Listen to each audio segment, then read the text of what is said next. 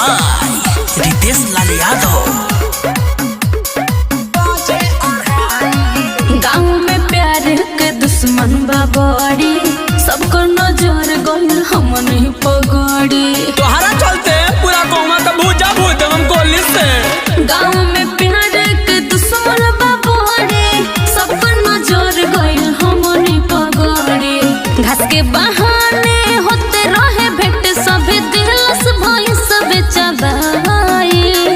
अरे तोर पर्दारवा सरवा बड़ा दोगला बड़ा सही हाँ इसमें चुआ दिलस हो तो सुना ना एगो उपाय बताई। बतावा। सुना मिल के एगो उपाय बस सुझल काल्हे से करे चलो पढ़ाई। फुर्सत से प्यार खूब कोइल जाई। लंच होला जब बजे अढ़ाई। उधियानु हम मास्टर ना रहेला सर। लंच होला जब बजे अढ़ाई। Music by अनुपुष्पा।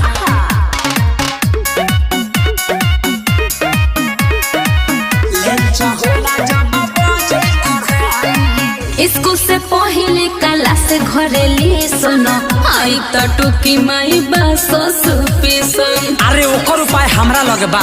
का उपाय बा?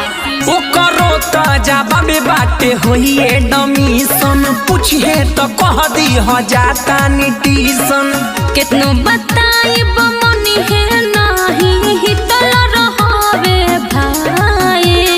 हिटलर? हाँ। तोर भाई हिटलर ह? आउ न त साले के पछुआड़ा में सिक्सर से गोली मारे न छाओ ऐसे बोले।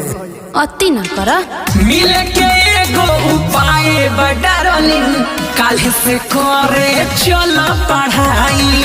आँख से आँख के होई अंतराक्षरी, प्यारी के मेडल जीतल जाई। एकर मतलब ढिढोरा पिटबा का?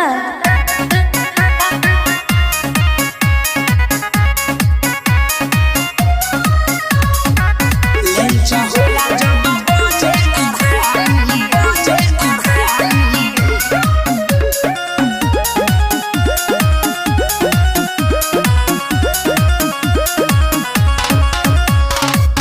लंच होला जब बजे